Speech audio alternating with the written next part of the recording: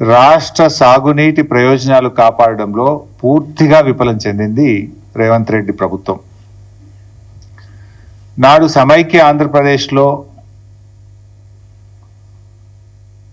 సీమాంధ్ర నాయకుల వల్ల తెలంగాణ ప్రాంతానికి తీవ్రమైన నష్టం జరిగింది. నేడు స్వరాష్ట్రంలో కాంగ్రెస్ పాలకుల వల్ల కాంగ్రెస్ నాయకుల రూపంలో ఈ రాష్ట్రానికి తీవ్రమైన నష్టం వాటిల్తా ఉంది. ఉమ్మడి పాలనలో కొనసాగిన జలదోపిడి నేడు కాంగ్రెస్ పాలనలో కూడా మళ్ళీ మొదలైంది. ఆనాడు ఉమ్మడి రాష్ట్రంలో కూడా ఇదే తెలంగాణ కాంగ్రెస్ నాయకుల చేతగాంతనం వల్ల, ఇదే తెలంగాణ కాంగ్రెస్ పార్టీ నాయకుల యొక్క పదవుల కోసం పెదవులు మూసిన తీరు వల్ల ఆనాడు స్వరాష్ట్రంలో తీవ్రమైన నష్టం జరిగింది. నేడు కూడా మరి గురుదక్షిణ చెల్లించుకుంటున్నారా, పదవులు కాపాడుకోవడానికి పాకులాడుతున్నారా, కారణాలు ఏమైనా కూడా ఈ రాష్ట్రానికి, ఈ రాష్ట్ర ప్రజలకు శాశ్వత ద్రోహానికి ఈరోజు కాంగ్రెస్ పార్టీ పాల్పడతా ఉంది. ఒకటి కాదు, రెండు కాదు, శాశ్వతంగా 200 టీఎంసీల గోదావరి జలాలను తరలించుకుపోయేటువంటి కుట్ర జరుగుతూ ఉంది. గోదావరి బంకచెర్ల ప్రాజెక్ట్ ఏదైతే ఆంధ్రప్రదేశ్ ప్రభుత్వం తలపెట్టిందో, ఈ ప్రాజెక్టు నిర్మాణం వల్ల తెలంగాణకు తీవ్రమైన నష్టం జరగబోతా ఉంది.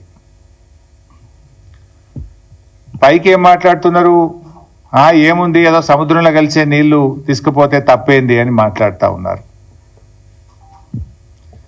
మరి గోదావరిలో అన్ని నీళ్లు ఉన్నదే నిజమైతే, సముద్రంలో కలిసే నీళ్ళు అయితే, మరి తెలంగాణ రాష్ట్ర ప్రభుత్వము గోదావరి మీద ప్రాజెక్టులు చేపడితే ఎందుకు మోకాలడ్డం పెట్టిండ్రు?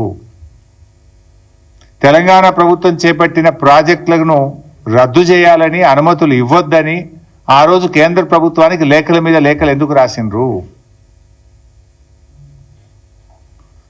ఇదే చంద్రబాబు నాయుడు గారి ప్రభుత్వము ఆ రోజు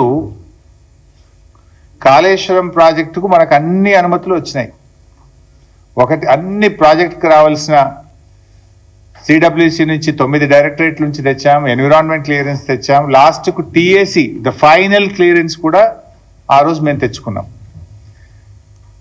ఇదే తెలుగుదేశం ప్రభుత్వం ఆనాడు 2018లో అధికారంలో ఉన్నప్పుడు కేంద్ర జలవనరుల శాఖకు రాసిన ఉత్తరం ఇది. ఇందులో చాలా స్పష్టంగా ఏం రాస్తారంటే, Kaleshwaram project unilaterally without approval from FRMB, Apex Council or CWC against the provisions under section 84(3), 85(d) of AP Reorganization Act 2014. As per 11th schedule at para 7 of AP Reorganization Act 2014, no new projects based on water resources arrived at based on appropriate dependability criteria on Godavari or Krishna rivers can be taken up by the state of Telangana or state of Andhra Pradesh without obtaining sanction from Apex Council. ఇది మీరు రాసిందే. అయితే ఆ రోజు కేంద్ర ప్రభుత్వం కాళేశ్వరం కొత్త project కాదు, Pranahita Chevella కొనసాగింపే Kaleshwaram project అని చెప్పి ఆ రోజు కాళేశ్వరానికి కేంద్ర ప్రభుత్వం అన్ని అనుమతులు కూడా ఇచ్చింది. ఇట్లా చాలా ఉత్తరాలు రాశారు. చివరికి మనం తుమ్మిళ్ళ లిఫ్ట్ ఇరిగేషన్, మన భక్త రామదాస్ లిఫ్ట్ ఇరిగేషన్ కట్టాం గోదావరి మీద. భక్త రామదాస్ అనేది కూడా ఆల్రెడీ ఉన్న ఆయకట్టే, అది ఎస్ఆర్ఎస్పిలో భాగంగా ఉన్న ఆయకట్టుకు టేలెండ్కు నీళ్లు రావడం లేదని మనము చిన్న లిఫ్ట్ పెట్టి పాలేరు నియోజకవర్గానికి నీళ్ళు ఇచ్చాం.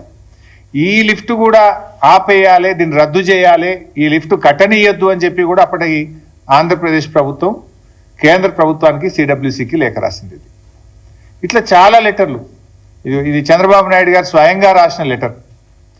మీరు పాలమూరు ఎత్తిపోతల పథకానికి అనుమతి ఇవ్వద్దు, దిండి ఎత్తిపోతల పథకానికి అనుమతి ఇవ్వద్దు, ఇది కొత్త ప్రాజెక్టు, మీరు ఎట్లా స్టార్ట్ చేస్తారు, దీన్ని ఆపాలి అని చెప్పి స్వయంగా చంద్రబాబు నాయుడు గారు ఆయన ఓన్ హ్యాండ్ రైటింగ్తో రాసిన లెటర్.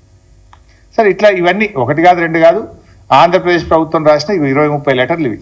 తెలంగాణ ప్రాజెక్టులకు అడ్డుపడుతూ, తెలంగాణ ప్రాజెక్టులను నిలిపివేయాలని, అనుమతులు ఇవ్వొద్దని, మీరు ఎట్లా కడతారని కోర్టుల్లో కేసులు వేశారు, కేంద్ర ప్రభుత్వం దృష్టికి తీసుకుపోయినారు, గ్రీన్ ట్రిబ్యునల్లో కూడా కేసులు వేసిండ్రు.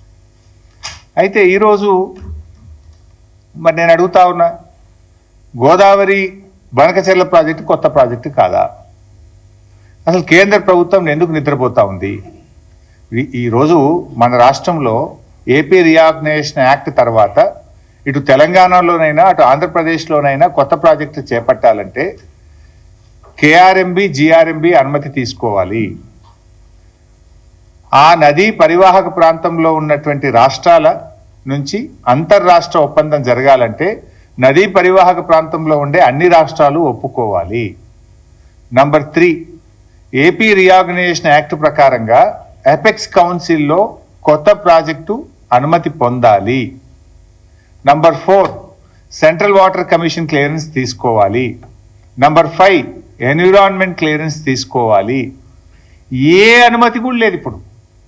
గోదావరి బనకచెర్ల ప్రాజెక్టుకు ఏ అనుమతి లేదు. నేను పైన చెప్పిన దాంట్లో ఏ ఒక్క అనుమతి లేకుండా నియమ నిబంధనలన్నీ బుల్డోజ్ చేస్తూ కేంద్రం జుట్టు తన చేతుల్లో ఉంది అని చెప్పి ఇష్టారీతిన రాత్రికి రాత్రి ప్రాజెక్టు రూపకల్పన చేసి ఇవాళ టెండర్లు పిలిచి ముందుకు పోతా ఉన్నారు.